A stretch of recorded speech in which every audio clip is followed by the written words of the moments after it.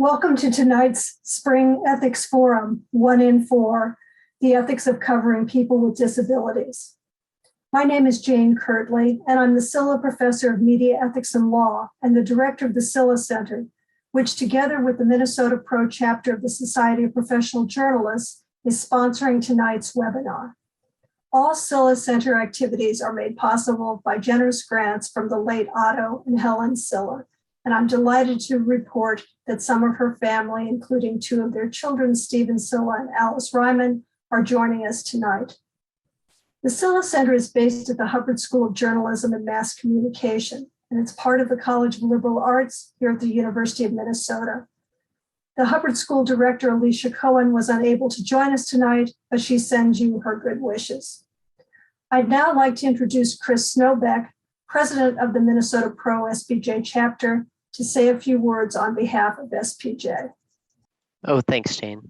And thanks to everyone who's attending. This is a regular collaboration between the Silha Center and the Minnesota Chapter of the Society of Professional Journalists, and we're really happy to be part of it. My name is Chris Snowbeck.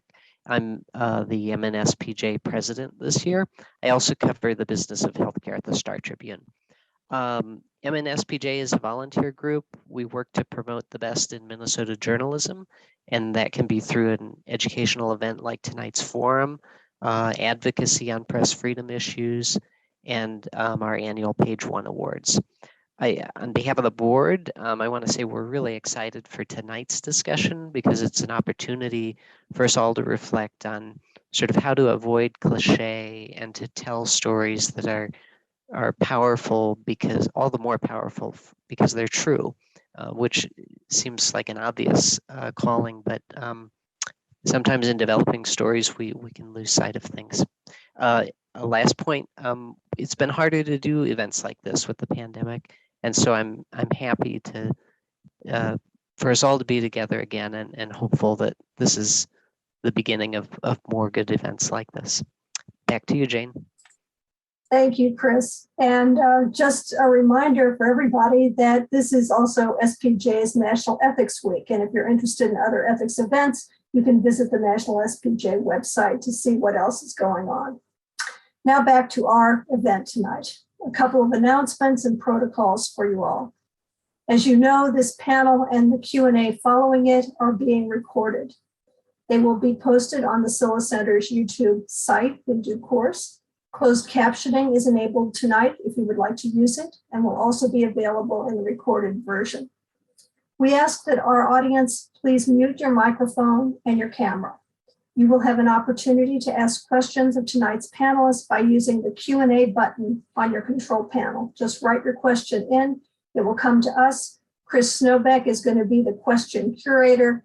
He will review the questions and pass them along to our panelists. We'll also be posting a polling question near the end of tonight's program. It will give you an opportunity to be added to the Silha Center's email list. There you will receive notices of future Silha Center events, such as our annual Silha lecture in the fall and upcoming issues of the Silha Bulletin, which reviews current media law and ethics developments. It's published 3 times a year. We'll also be posting to the chat very soon some resources specific to the themes of tonight's program. And finally, I promise you, we will finish before tonight's NCAA final begins at 8 p.m. Central Time. Both the Silha Center and SPJ consider ethics to be fundamental to their mission of education and public discussion and debate about the media. We are also dedicated to promoting diversity. Tonight's webinar does both.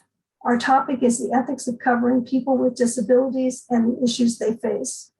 These individuals represent 1 in 4 of adults in the United States, yet people with disabilities are frequently left out of diversity and inclusion discussions. We hope to take a small step to rectify that omission tonight. To begin our discussion, we will turn to Jane McClure, an award-winning journalist based in St. Paul, where she also edits Access Press, the Upper Midwest disability news source. Jane shared with us a documentary, The Real Story, Media Coverage of Disabilities Issues in Minnesota, and we're going to show you a few short excerpts from the documentary throughout this evening's webinar. David, would you please roll the first clip? 5, 4, 3, 6, 2, 1, yours. KFAI.org.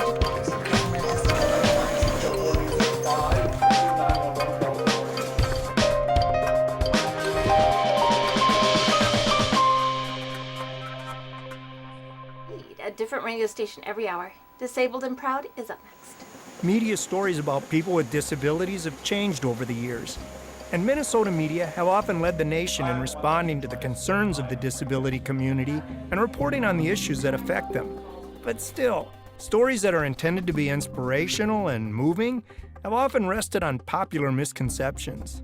We tend to get stereotyped in the major media. We're either crazy or cripples or brave, and we're just people. Mostly we saw what are called human interest stories, and they tend to try to draw people's emotions out. And typically the emotion associated with people with disabilities is pity. Highlighting someone's disability or someone that was just injured, turning that into a pity situation. There for the grace of God go I, there's so much of that. Not surprising, since our attitude toward disability has been shaped by decades of media events like the annual Labor Day telethon. I grew up watching the telethon thinking Jerry was my savior. Oh my goodness, he was gonna cure me and I was gonna walk again. I would say one of the significant things for me was exposure to a periodical called the Disability Rag, which is now the Ragged Edge, and started reading about the telethon and how problematic it was in that it really created the attitude of pity. They were using children and parading them across the stage. I think that we used to do stories a lot more that were more charity stories. It's like, here's a guy who can play basketball in a wheelchair. And then they've always got to portray the person with a disability as either superhuman or doing something really courageous. They somehow prove that their disability didn't matter. If you're a blind man who tried to sail across the Atlantic Ocean, or you were a man with a prosthetic leg and you tried to run across Canada, those were the people that got attention. But somehow they made us feel better. A lot of times reporters will do the, oh, they're so courageous because you have a disability, or, this person has overcome great odds, and it's, we're just living, and these are obstacles in our way and we need to move past them. People with disabilities aren't just those heroes or those people who rise and walk when there's 5 minutes left with the Family Channel movie of the week. That doesn't happen in reality. I just hate it when we're portrayed as courageous, because most of us just do what we need to do to get through. Well, thank you for showing that. I'm Jane McClure. I'm the editor of Access Press. I also write for some of the St. Paul community papers, and I'm not the assistant editor. I don't know how that title got on there, but one of the words we're going to talk about tonight is ableism. And we people with disabilities talk about ableism in the same context as we talk about equity, social justice, and inclusion. When we talk about coverage of disability issues and of coverage of people with disabilities themselves, we need to keep ableism at the forefront. And we define ableism as discrimination and social prejudice against people with disabilities. And it's based on the belief that people with so-called typical abilities are superior to those of us with disabilities, including people like me. We at Access Press like to call those people the TABs, or the temporarily able-bodied, because one slip on the ice, one bicycle accident, and congratulations, you're one of us.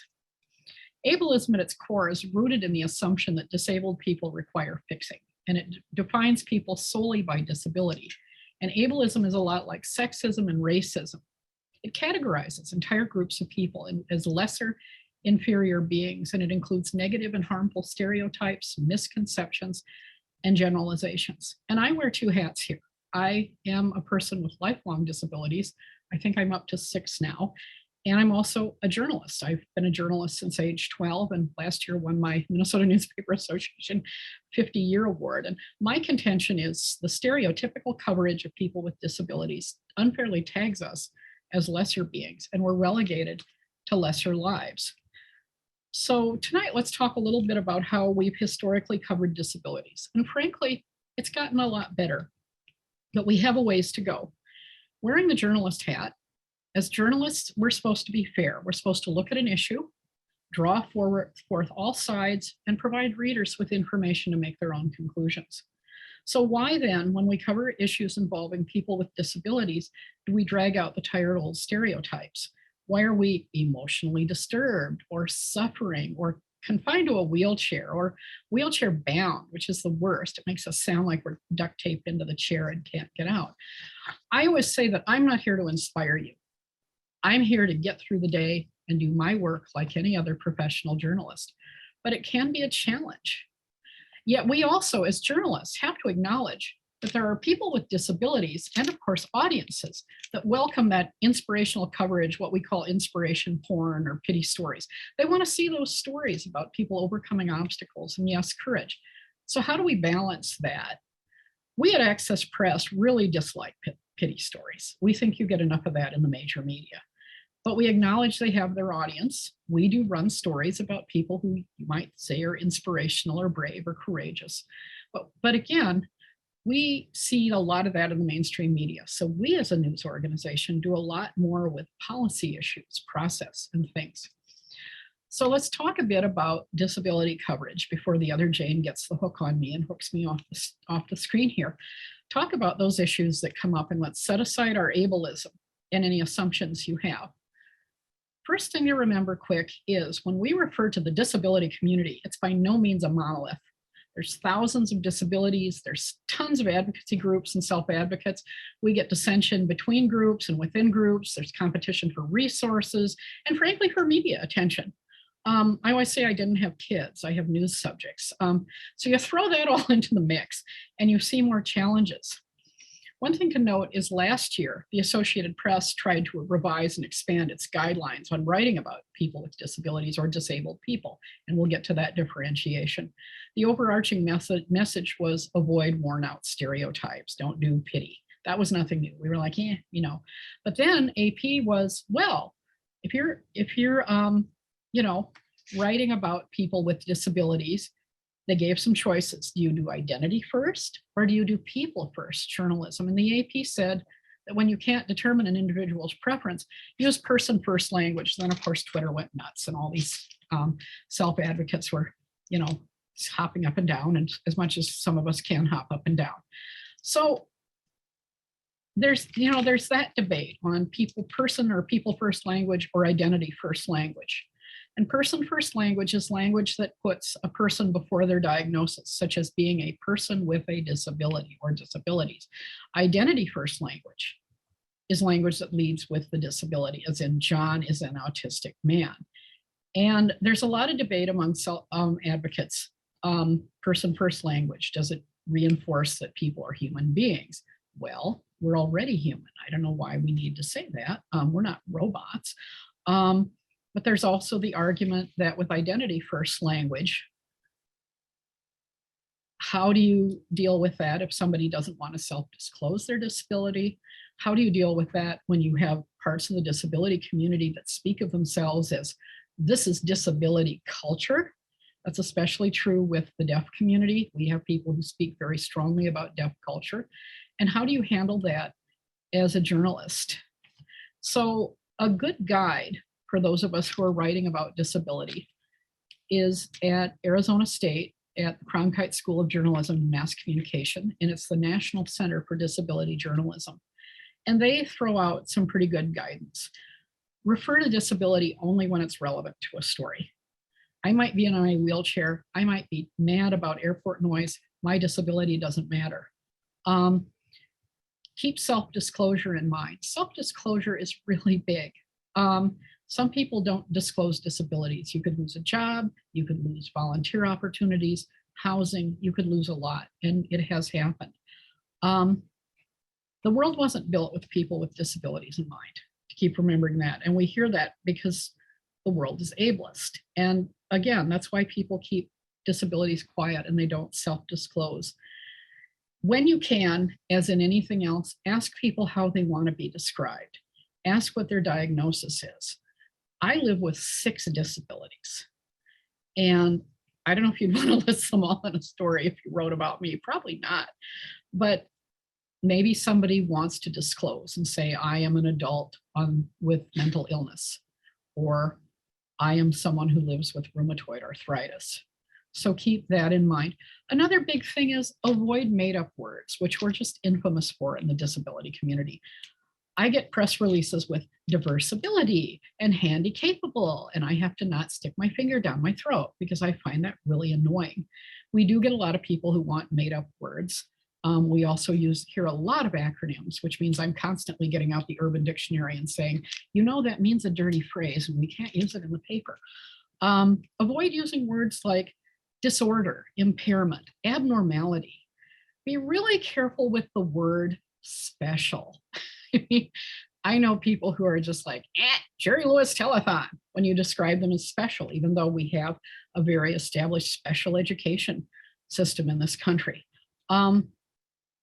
Avoid, NCDJ suggests condition, but people can take the word condition wrong too.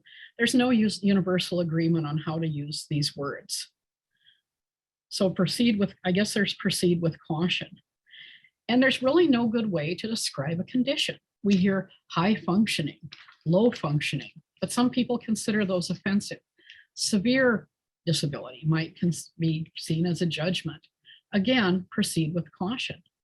An example from Minnesota we deal with sports writing, of all things, is the State High School League defines disability sports teams as CI or PI, cognitively impaired and physically impaired. And if I spelled out those acronyms in the paper, some of my readers would skin me alive.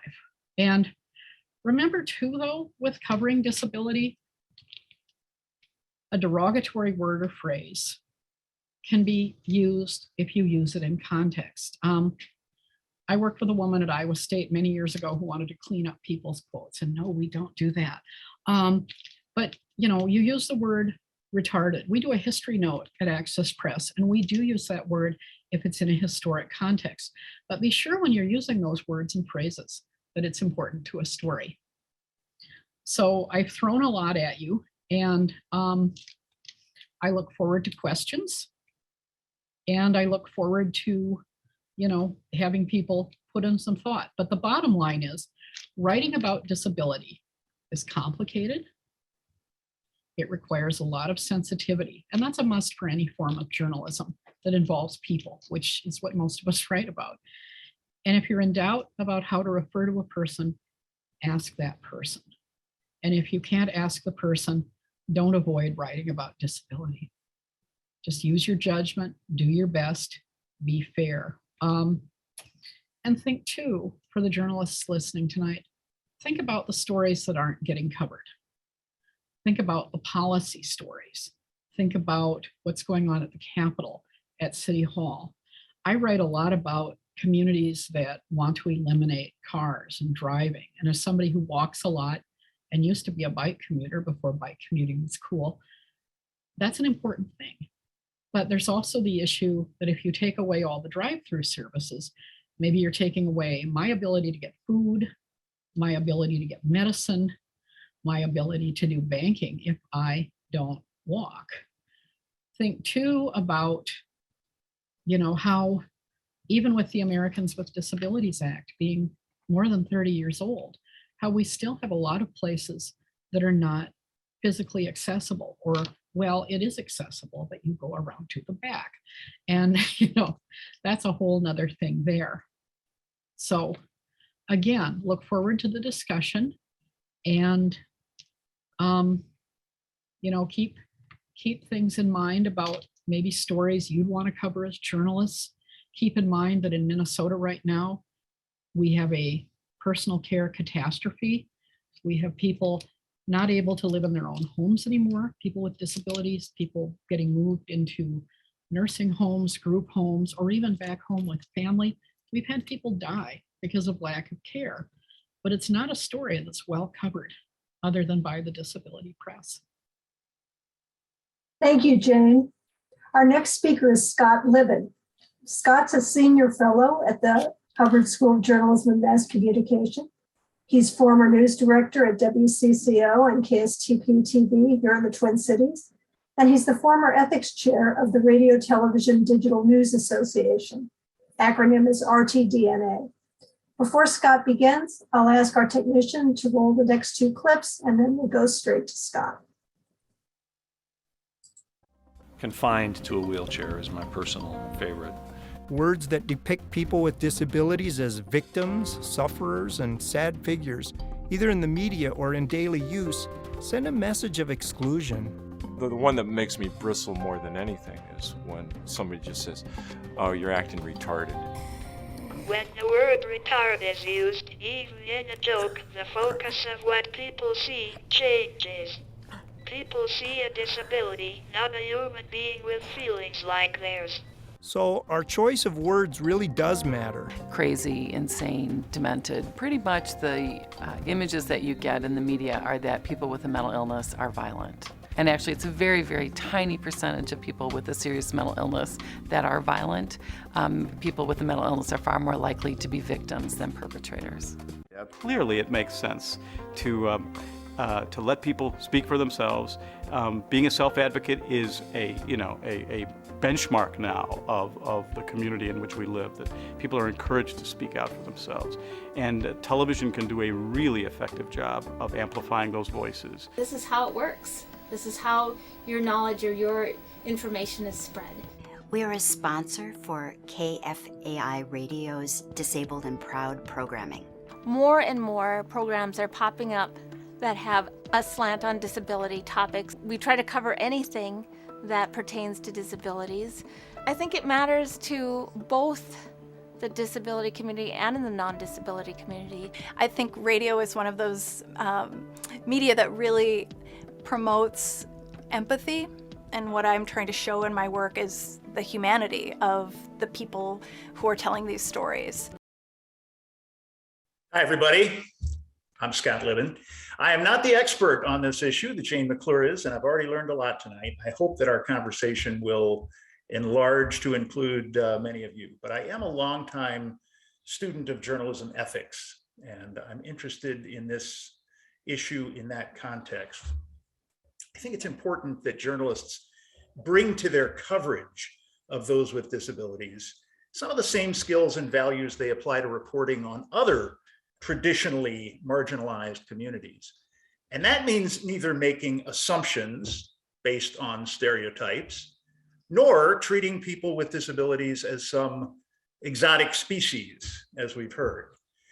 Knowing somebody with a disability, actually even having one yourself, doesn't mean you really know what it's like.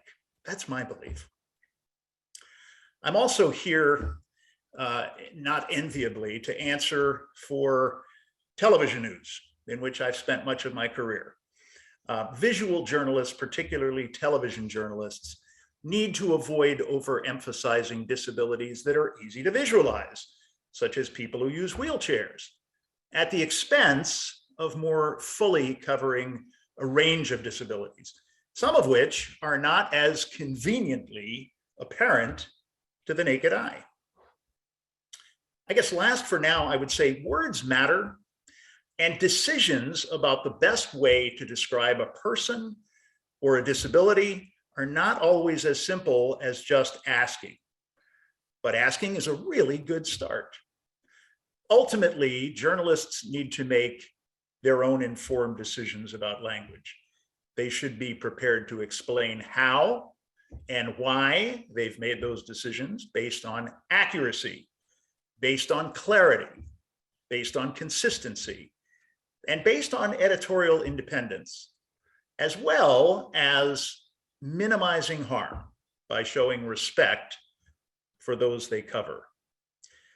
I want to show one example that does happen to include someone who uses a wheelchair, but it's an example I like because it was done by a student of mine who has gone on in the years since she graduated from our program to do more meaningful work as a professional journalist. Hannah Flood is currently a reporter at Fox 9 Television here in the Twin Cities. But when she was very new to visual storytelling and the use of video to practice journalism, she pitched a story about a highly touted announcement that the city of Minneapolis had made. It was a story that in one form or another, almost every news organization in town tackled, but tackled way too gently. The announcement essentially was that the city was going to give a break to certain taxi cab services that had promised to serve better people with mobility disabilities. And everybody, as far as I know, in town covered the announcement, covered the news conference. And the city was very proud, and representatives of the taxi companies came forward and talked about how this was the right thing to do, and they were getting a break on their license fees, as I understand it or recall it, by promising that they would make their taxi cabs more accessible. That's as far as most reporting went. Hannah, who at the time was an undergraduate just exploring television, decided to do two really important things: to humanize this story and help us understand, those of us who've never had to worry about such things, why this might be an issue, but more important, to exercise some healthy skepticism. People who've been in journalism as long as I do have all heard the old axiom that if your mother says she loves you, check it out, right? You don't believe everything people say. And fortunately, Hannah took that to heart and produced the following story. Dave, go ahead and roll it. Evan's Billy uses a wheelchair. He also skis, hangs out with his friends, and is a normal 22-year-old. No, I'm not going to slow down. No. He lives an active life and usually gets around on his own just fine, but says having another option would help. It'd be huge to have, backup transportation, someone else to call on. A new program in the city of Minneapolis aims to help people like Billy who need wheelchair-accessible transportation. The city is reducing licensing fees for cab companies that offer 24-hour handicap-accessible rides. Minneapolis's website states that these cabs should work just like any other cab and shouldn't cost the rider any additional fees. 5 cab companies have already agreed to be a part of the new program. But when we called and asked about handicap-accessible services, we found that the system still has some problems. The first company we called was Yellow Cab. They told us it would be over an hour wait for a ride. Green and White Taxi didn't have an extra charge, but only had one vehicle available that day. Their wait time was 2 hours. Another company, Minneapolis Taxi, charged an additional $10 for cabs with handicap access. Airport Taxi had a 45-minute wait and charged an additional $15 for handicap services. Lastly, La Mexicana Taxi Cab told us that their usual handicap fee was $15, but their one accessible van had been in an accident and wasn't available. A statement from Grant Wilson, the city's manager of licensing and consumer services, says, "This is the third variation of a wheelchair-accessible taxicab program that the city has tried in the past 15 years. Since it was just rolled out, I have no doubt that we will have some adjustments to make in the first few months." Really, you're waiting is the problem. You're waiting on someone else. And that's just what Billy and other wheelchair users will have to do for now. Just wait and see if the city and the cab companies can make it work. Hannah Flood, Murphy News Service. So was that a perfect piece? No. And I can imagine that people might quarrel with some of the decisions Hannah made, some of the words she chose, but I think for somebody so early, especially so early in her career as a journalist, it reflected a lot of what's important in the way journalists should approach coverage of people with disabilities. We met somebody we might not know, but somebody with whom I think many in the audience could identify. He wasn't defined by his disability.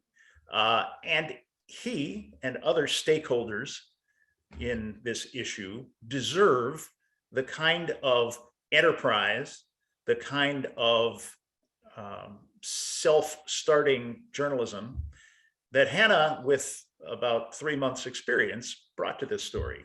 And to my knowledge, I didn't see that treatment of it anywhere else in town. I think people with disabilities deserve that. I think the rest of us, frankly, deserve that kind of help with understanding some of these issues. As I said, I hope our conversation will expand to include voices even beyond this august panel tonight. So I'm going to yield back whatever might remain of my time and let Jane move along to the next panelist. Thank you, Scott. We're going to shift our focus now beyond just the news media. I'm delighted to introduce our next speaker, Peter Tressel, a creative director with more than 38 years of experience in advertising agencies in Minneapolis. Peter, take it away. So yeah, I'm Peter Tressel. I've worked around Minneapolis for 38 years. I'm currently at an agency, Preston Spire, and we have a long history at our agency of having healthcare clients and health insurance companies as clients. I haven't worked on a lot of national consumer stuff. I'm just a guy here in Minneapolis making ads. I'm an art director by trade, and that means I've been involved in shaping what stuff might look like. I typically work in a dyad with a writer teammate. And these days I still do all that, but I also lead teams, particularly in the digital sphere, and meet with clients and create work that wins awards for creativity. When something wins awards, or people go, what creativity? Why is that important? I have a belief that award-winning work is work that actually touches people on a deep human level. It typically is the work that if it either strikes a nerve or it makes you feel a certain way. It's the kind of I strive to do the kind of advertising that doesn't get ignored. An example of that is we worked with health partners, and I was deeply involved in creating a site called makeitokay.org, which is meant to destigmatize mental illness. And I bring this up because I think destigmatization is a component to normalizing and developing a relationship with people who are different with you. In the case of Make It Okay, it was for neurodiverse folks. And I have some in my family. People that I care about and love are neurodiverse. Our latest project that we worked on, again, and in fact, I'm featured as one of the people on it who had been marginalized for various reasons. We have some interviews on that site. It's called breakyourbias.com, and it challenges people's ideas about inclusion. And really, inclusion is the main point of what I want to touch on tonight. I know I really appreciated Jane's part. My clients are really good at when we are deciding that we are going to depict someone. I have to say advertising is maybe a little different than journalism in that you have a team of 30 some people that might work on a television spot. You've got a dozen or more, or even beyond that at the client side. These are big groups of people spending huge amounts of money to create marketing imagery. If there is a depiction, not all clients feel they have the same flexibility to produce work that's fully inclusive. In my observation, that only the largest purportedly enlightened clients make the most concerted effort of inclusion for depictions of disabilities because of the size of audience they're addressing and the amount of marketing materials that they produce. So Target makes thousands of television spots, and then maybe one or two, and I'm being mean here, but I like being mean to Target. It's easy for them to make a spot that you might see and have a depiction in it. If you're a client who only makes 2 TV spots a year, there's another dynamic that comes into this. I'm not saying it's right or wrong. Well, it is wrong on some level. But the bigger the budget is, the more bases they can cover. It's a little easier. According to Nielsen, who looked at 450,000 primetime ads, only 1% included a mention or depiction of a disability. 1%. That's lousy. Drilling down from mass media, most marketers rely on paid social media or the use of influencers to reach this niche audience. That's the way it's sometimes referred to. Well, that's a flawed premise leading to a strategy that dodges the fact that living with a disability is a commonplace experience.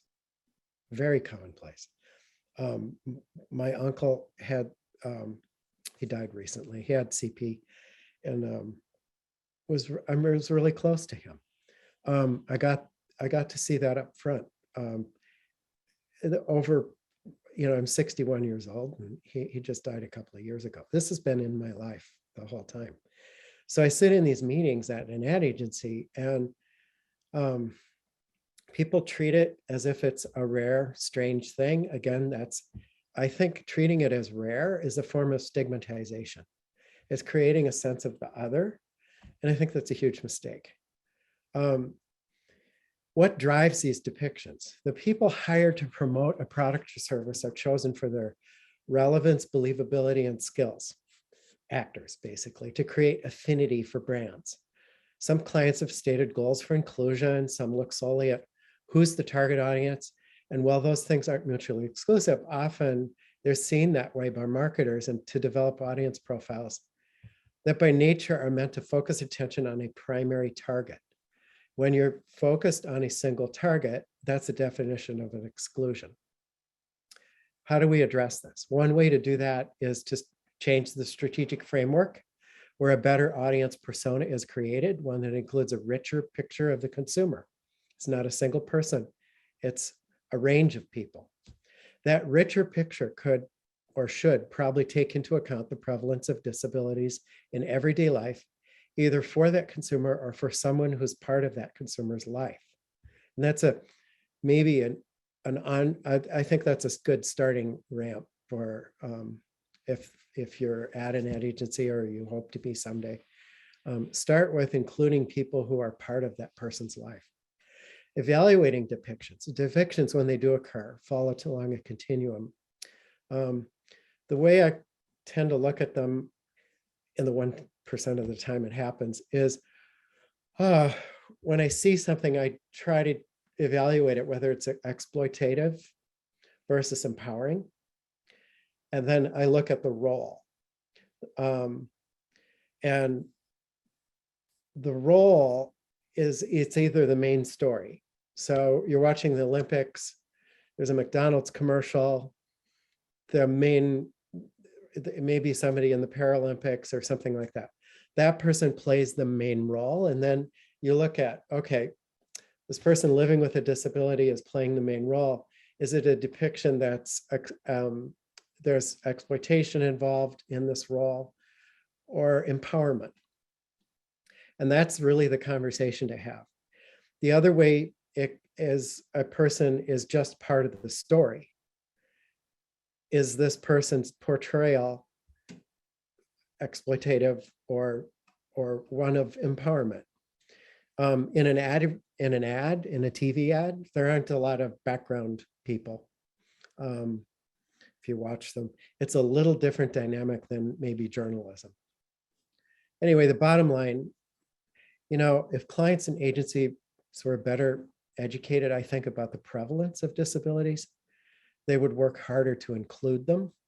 And I would encourage everyone listening and watching tonight to get active. And clients are the ones writing the checks. If you want to see something, vote with your dollars and your pen.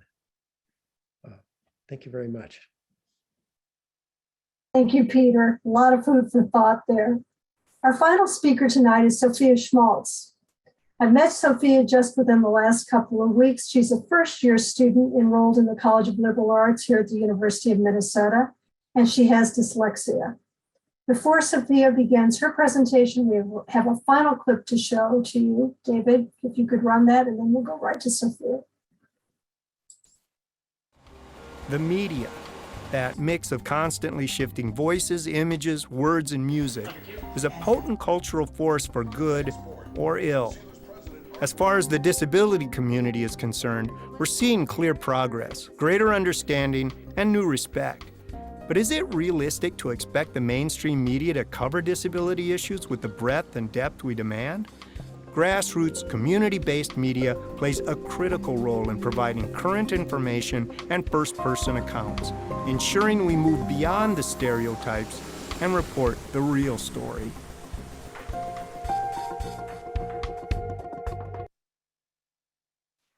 Hello, I'm Sophia, and I am a freshman at the University of Minnesota in the College of Liberal Arts, and I'm double majoring in biology, society, and the environment and Spanish with the hope of becoming a doctor.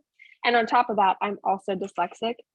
I found out that I have dyslexia in 5th grade. However, my journey was difficult because people never assumed that I could have a disability because I had good grades, and my teachers didn't think that this was going to be, or didn't think I needed help because I was doing just fine in school. However, in the background, I was still struggling. My parents found a way or kept pushing and figured out that I did have dyslexia. And this was the best news that I could have found because it opened a door for me to get help and so that I could not struggle as much as I did before. And I believe that this is the problem with a lot of the portrayal of disabilities in the media, is that it's over stereotyped and people assume that disabilities is something very negative that hurts every person and is not something that ends up helping them. And I think that social media has both positive and negative aspects for people with disabilities. The positives that I found are that social media gives people a platform to share advice and ideas with other people. For example, for me, it's given me lots of resources so that I can find ways to better my own struggles that I have. It also gives people exposure to people with disabilities so that they can better understand. I know a lot of people do not understand how these disabilities function, especially learning disabilities that can be invisible when you first meet someone. And so the social media gives people a better opportunity to see these and have exposure. However, on the other hand, as I mentioned before, social media gives the opportunity for negative stereotypes for people with disabilities. It also gives the opportunity for people to be attacked or hurt. And so I think that the best thing to do is to eliminate those stereotypes and to continually portray ourselves in the media as successful individuals that also have a disability so that people can begin to see that we're more than just these simple stereotypes. I also think it's important to mention that how my peers and what I've noticed in college, a lot of what I've noticed is that people don't know a lot about how learning disabilities, especially dyslexia, function. I have a little bit of an elevator pitch that I give everybody when I'm talking about dyslexia. So for me, my dyslexia looks like if you had words and you drew a little bubble around them. I memorized the shape of a word, not the contents that are inside the word. So for example, the words sheep and sleep, I might read them or spell them incorrectly because they both have a normal letter, a tall letter, normal, low letter. And so to me, those words appear the same. And so I have to put in intentional effort to learn the letters inside of a word and focus when I'm reading to be able to distinguish them. However, through my research and through help from lots of different individuals, I found a source that is able to help me fix that. And that is I no longer read with my eyes. I'm an ear reader. I use a lot of text to speech and audiobooks because I think this is the best way for me to go around my disability and find my own path. However, I've encountered a lot of people and a lot of media that say that this is not a real method, that ear reading is fake and it doesn't actually get the content. However, I understand just as much, if not more, by ear reading than I would if I would eye read, and it takes me way less time. And I think it's important to distinguish that it's a different method, but it's not wrong. And that's something that needs to be better understood in the media, is that there are lots of ways to help people with disabilities that are different, but they're not wrong. People can be successful in their own way without having people say, oh, that's not something you can actually do. And we have to be more accepting of those things that people think are different or wrong and understand them. Also, overall, I think that people with disabilities are normal people and all have very successful lives. And the idea of being disabled and successful is not necessarily mutually exclusive. And the media generally portrays people that way. When you see people in ads or in TV shows, they first focus on their disability and then other aspects of themselves. I think it's better to focus on that they're a person and then later on the fact that they have disabilities and struggles and how they persevere and go above and beyond that. For me, my dyslexia is a bump in the road, but it's not the definition of my life. I normally have to tell people after I meet them, oh, I also have this. It is not something that stops me from achieving my goals. And I really strive to keep working and keep talking to people so that they can understand that this is something in my life, but it's not something that's going to stop me. And obviously this is different for all disabilities. Mine is a learning disability, but I hope that we can just keep working to eliminate stereotypes and work to see that there are lots of different ways to achieve things, and we're all different and we all have to work together to make us all succeed. Thank you. Thank you, Sophia, and thank you to all of our panelists with all of these provocative ideas that they've just shared with us. I'd like to remind our audience that we would like you to pose some questions too. And the way we're doing that tonight is for you to type your question into the Q&A box. And Chris Snowbeck from SPJ will be curating the questions, and he will be feeding them to the panel, and we'll take as many as we can before we have to wrap up tonight. But before we get to your questions, and please do type them in, I'd like to ask a question of all of the panelists, because I think a couple of you raised this issue and I find it really fascinating. How do you feel collectively or individually?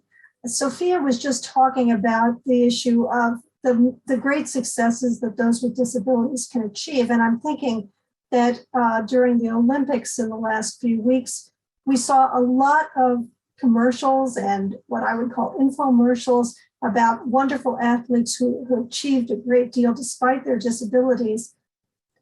What do you think about that? Is that, I mean, to me, it was part of the regular Olympics programming as well as the Special Olympics programming.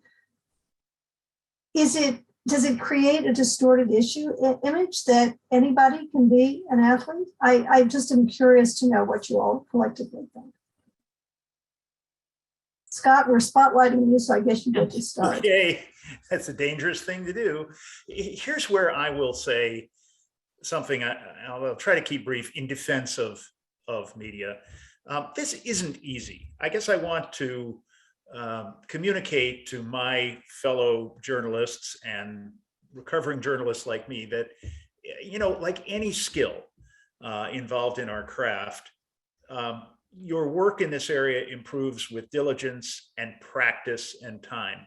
So I understand, and I think we all should understand, that it's sometimes tough to strike exactly the right balance.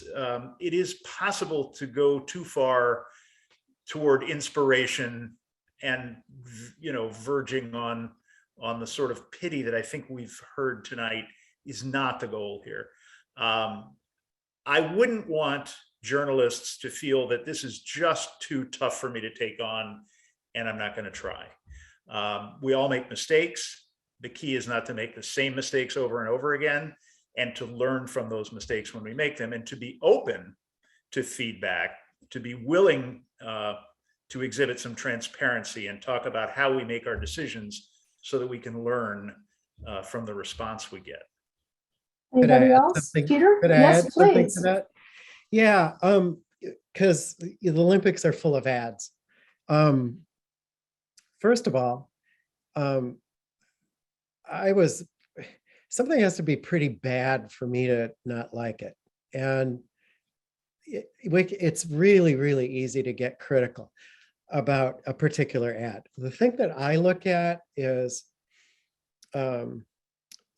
if you look at ads with Olympians in them, as opposed to someone who's in the Paralympics, and I watched both. I love athletic stuff. It's commonplace to put people in ads that are meant to inspire. That's inherent in advertising. When you get into, I think you can look at journalism differently, and I would draw a line between the difference between the two. And then look at the depiction.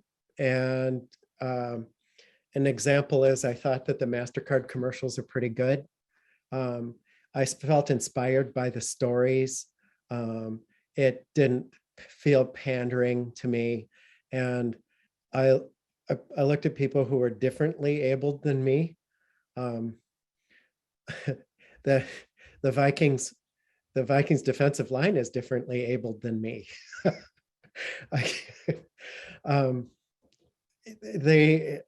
I admire that. And however people get there and whatever grit and determination they've got, I think is fair fodder for an ad.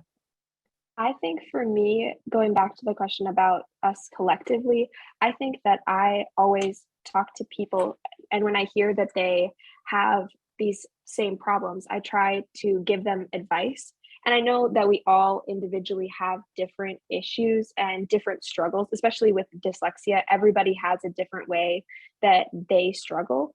But I always give them my suggestions and say, hey, this resource is the one that I use that helped me find this, or this website has really great audiobooks, go here. And so I think we collectively all work together and try to help each other so that we can all get better in the future. Jane McClure. Thank you. Yeah, some of the ads for me did kind of border on inspiration porn, as we call it. And that's fine. I think there's an audience for it. And I think it's great that we have the Special Olympics. I think we had a page 1 story in the New Access Press about the guy from the snowboarder from the St. Cloud area, whose device was used by many other Paralympians. But at the same time, most of us in the community are not Paralympians. And one of the issues that is really getting ignored in Minnesota by journalists, I mean, because, oh, we've heard about it and, oh, it's not brand new, is the lack of supports people have. We have 3,500 people in this state, at least. The number actually is probably much higher, who are on a waiting list for services and supports. And it's great to have the heroes of the Olympics, but I sit and contrast that with the people who don't get attention and don't get resources, and for whom the deck is pretty stacked. I guess that's where I get a little frustrated. And again, we covered the Paralympics. We had 5 Paralympians from Minnesota, but who did very well. But at the same time, for the vast majority of us, that's not our reality. So yeah, I was kind of ambivalent about it. I mean, I watch the Paralympics. I'm a former sports writer. I follow, much as I cringe at CI and PI, and I follow the disability prep sports in Minnesota pretty closely.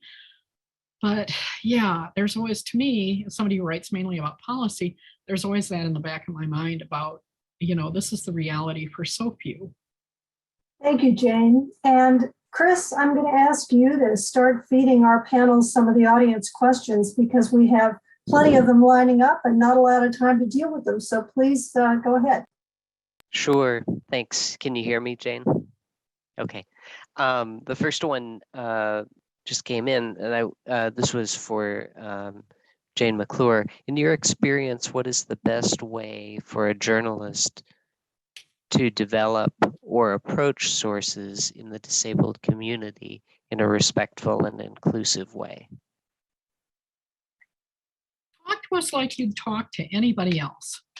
I always use a story of my own experience when I had a sprained ankle and had this nice Somali cab driver who drove me to the clinic, and somehow it was on my chart that, yeah, she's disabled. So they were talking to the cab driver, whom I had just met, was a very nice man. But I'm like, I can speak for myself. And the vast majority of us with disabilities can speak for ourselves. Just be direct, get to our level.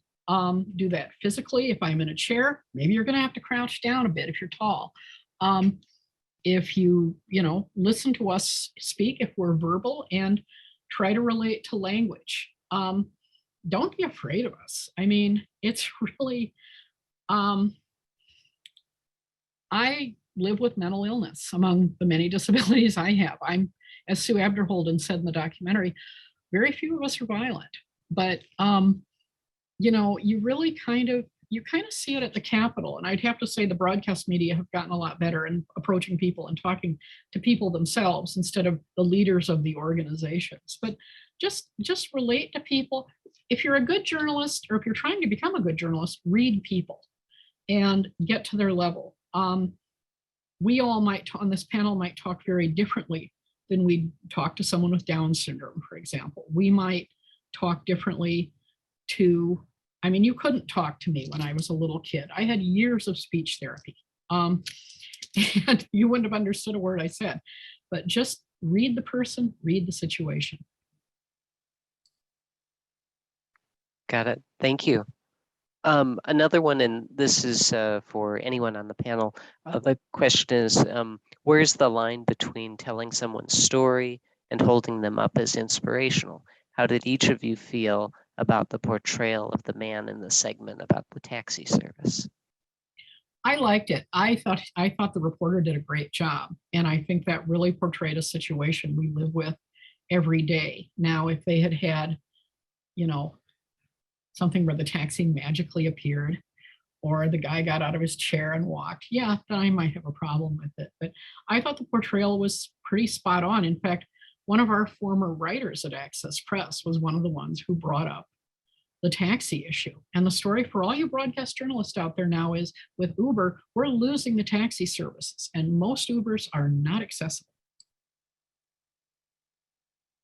Oh, interesting. Yeah. Anyone else have thoughts on the taxi service representation?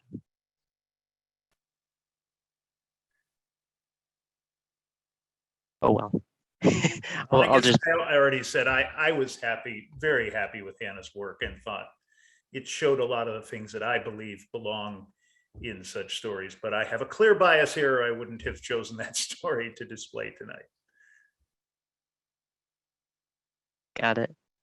I'll move on to one other. There was a question in part that asks, are there, and I think it's whether it's movies or television, are there shows you recommend that include diverse people but doesn't make their disability a main focus? I'll start, Jane McClure again. If you can ever find it, there was a show on years ago called Life Goes On.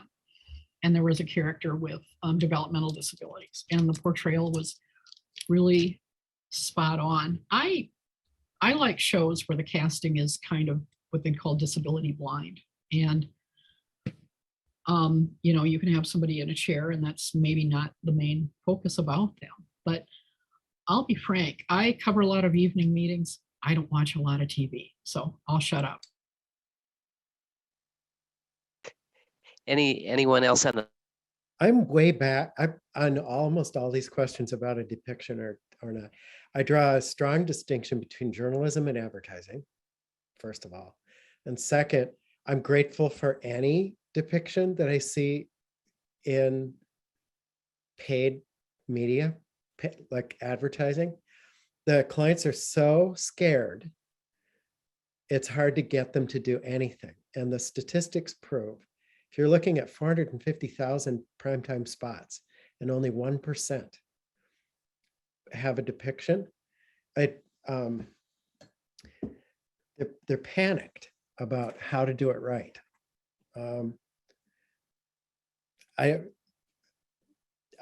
Anyway, I'm way back at, let's just do some ads, to be honest. Fight about it. Yeah, it reminds me of something Scott mentioned about, you know, just trying to do things and with the potential of making mistakes being out there. The other thing I'll point out is you do get into situations. My pet peeve is when someone's in a wheelchair and they clearly don't live there. Because I have a relative I'm helping in and out of the chair all the time.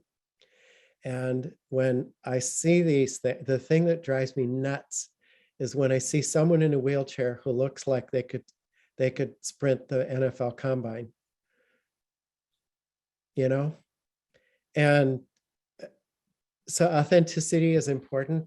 I understand that you need to hire the best actor, and sometimes the person who's acting in the spot is maybe the best actor and doesn't have the exact disability.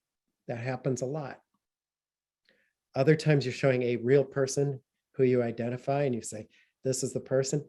Typically, those are the ones that they veer into some of the porn that people are talking about, because they're trying to use the story to sell me Twinkies or ho-hos.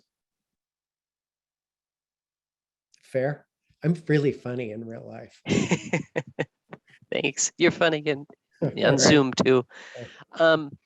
So inspiration porn, one of the questions, are there examples that any of you can share of news stories or ads that you consider pandering or exploitative or inspiration porn, and others you could point to that you consider well done, empowering? So best and worst. I don't know if anybody has a I'll jump best in and right worst. away and then get out of the way. There was an ad for Voya Financial. And this woman, there was a story about this woman and the financial planning she was doing. And the camera backs up and reveals her daughter happens to be Downs. And I thought it was very tastefully handled, and it was realistic, and it wasn't camera, one of those, oh, look, we got one of those. That's an instance. If you see that and it's like, oh, we got this, I think that it's skill. It's movie making skill to get that in there and not make it a thing. And that Voya Financial one was pretty good. Yeah, thank you for that. Anyone else? Sophia, can you think of a best or worst that you've seen? Well, I kind of wanted to comment a little bit on the last question too. This was mentioned in one of the questions as well about the Percy Jackson books. I think they do a really good job of describing people with disabilities. Most of the characters in the book have dyslexia and ADHD, and all these characters are still really good at saving the world. And so I know myself, I read those books and as an inspiration, because these kids are still able to go and save the world even though they have a disability. So I think portrayals like that, especially targeted at young people, do a really good job, because it teaches them, okay, people can live and succeed with this disability. Jane. I too like everything Peter has said. I do like the same ad, the Voya ad, I think is really good. But I can think of so many bad examples that we'd be here all night and we'd miss the basketball game. So but come on, a lot of ads are bad. No, not ads, dear. I'm thinking more of news stories. So okay, right. I can't really pick out many ads that are bad, but boy, with news stories, it's gotten better. But I will tell a story from the Access Press office. We had a staff member who we had to wrestle away the social media from because she wanted to post happy stories. And I'm afraid the code phrase for her was Barbie in a wheelchair, because we honestly had this week-long argument about why I wasn't going to do a page one story about how Mattel had brought out a Barbie doll in a wheelchair. And I was just, you've got to be kidding. We have so much Minnesota and upper Midwest news to cover, and you want me to, Mattel can buy an ad. I mean, I was kind of at that point. But again, it's just the stories that are pandering, but at the same time, acknowledge that there's an audience that really loves those stories about the cute little kids. And I have a good friend from my church who she has one hand, but she played high school sports and grew up successful career woman, mom, wife, great young woman I hold on a pedestal. But she got very tired of the news media in our home state wanting to write about, you're the athlete with one hand. I mean, we're not your show animals. We're not your freak show. We're not the circus. So it's getting back to that, treating people like people and with dignity again. And I'll get off my soapbox now. Thank you. Thanks, Jane. One question came in. How can we show and represent people with disabilities that are not visible to the eye? Can people with disabilities that are not visible to the eye be represented in the media as well as someone that has a visible disability? Anyone have thoughts? Big thing is self-disclosure is number one. And, I think you can represent, but again, is it relevant to the story? Just as being in a wheelchair, is that relevant to the story? I live with chronic depression and I'm high functioning autistic, which I didn't know until I was 40. I was, as Sheldon on Big Bang Theory says, I was tested. And again, I think you can have representation, use your judgment as a journalist, but again, consider self-disclosure. I mean, I've known people who've been outed who have hidden disabilities and didn't want the world to know that they lived with mental illness or they live with a learning disability. So it really is going to vary by the person, the situation, and self-disclosure. I'll add to that. I think it's important that we create an open space where people can talk about this, because if people are going to self-disclose themselves, they want to be in a place where they're accepted and it's not a bad thing. And I know I always question when I'm applying for something, it goes, do you want to add anything? And I think, do I want to put on there that I'm dyslexic and have them know? Because if I need something, I want to be upfront. But on the other hand, you also think, are people going to think less of me? And so I think it's important to make it clear and have an open environment where we can talk about these things and people can communicate without there being a negative aspect. Got it. Yeah, thank you. Someone just jotted this and I want to read it. It's interesting. See if anyone has a reaction to it. This may be more of a comment than question. It seems like the 1 in 4 stat is one of the best kept secrets. Would incorporating some of the high level stats into stories help people better grasp the prevalence? Or how do we tackle the lack of knowledge of prevalence? It's an interesting question, right? Because a lot of stories are driven by anecdotes, but maybe the most interesting thing isn't anecdote, but sort of the aggregate. I don't know. Any thoughts? I'll jump in. In diversity and inclusion training, and some of the work that we've done with Break Your Bias, which is mostly about racial stuff, which is, in Minneapolis in the past year and a half, that's come a long way. Painfully. But one of the things that, one of the basis, creating separation between people, if you use a stat like 1 in 4, that eliminates that separation. I think I would like to shout it from the mountaintops, the 1 in 4 stat. When you can get people to not treat something as rare, they're more likely to include it. That's a big deal. I think if there's one thing the pandemic did, it kind of brought awareness to issues that people with disabilities face every day. I mean, oh my God, we're all cooped up. And I'm like, gee, honey, welcome to my world. I mean, there's days that physically I have trouble getting out of my home. And I think you can use statistics and use them effectively. I think where there's kind of a caveat is we tend to get into the coverage of April is Autism Month. I don't know if it really is. I'm just saying that, so apologies to my fellow people with autism. But I think you can use statistics, but I think I've seen good stories of all kinds, not just disability stories, where the story gets buried. But again, the 1 in 4 is really powerful because again, one brain injury, one fall, one illness, congratulations, you're one of us. Chris, I'm going to step in for just a moment because our time is coming to an end, but I do want to have time for one more question.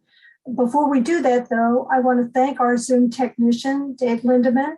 I want to thank Elaine Hargrove at the Silha Center, who handled promotion and other essential logistical matters, as well as Scott Dirks at the Hubbard School, who provided our technical support. And finally, I'd like to thank Steve Wolf, a Boston-based graphic designer and a longtime friend of mine in the Silha Center, who designed the poster and other promotional materials pro bono. So Chris, could you give us the last question? Oh, I with trepidation, sure. So a good question asks, have you seen the new AP Stylebook guidance announced over the weekend for reporting on disabilities? Any thoughts on it? And for me, the answer is no, I have not seen it. So has anyone seen it, and can anyone share? Have not, but remembering the blowback they got last year, I guess maybe I should go home and check Twitter. I think we're, and again, I've been doing this since I was 12. I'm 63. I'll be 64 in June. I think we're kind of at an age as journalists as we rely less on style guides and rely on reading the room. So I guess I'll go home, check Twitter, and check AP. Thank you. Something that we probably all should do tonight before we go to sleep. I'm going to go give us a quick lightning round here. Each of our panelists, you have 15 to 20 seconds to make your final point.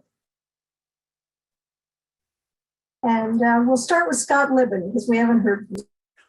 I don't know if I can do it in 20 seconds, but I have to say, very much on my mind this evening has been a dear friend and former colleague I lost a number of years ago named Darcy Polland, whom I worked with at WCCO television. She may have been at the time the only local television reporter in the country with quadriplegia.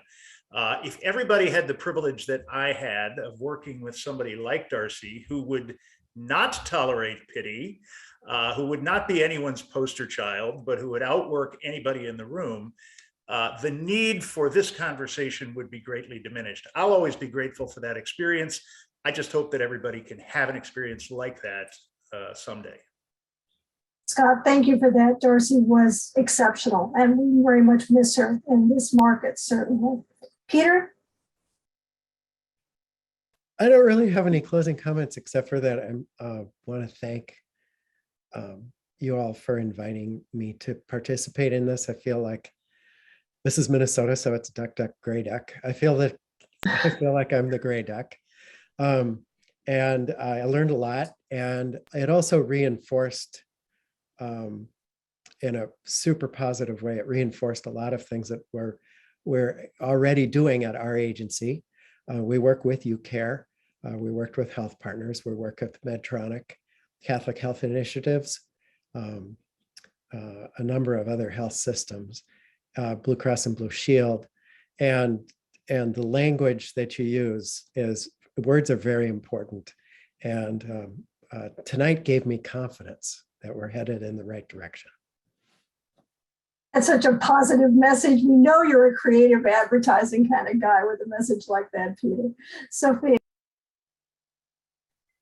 I just want to end by saying that I'm thankful for finding out about this and learning how to go past it. And I think that more people having the attitude that this is just one aspect of their lives and it doesn't have to be something that stops them is really important.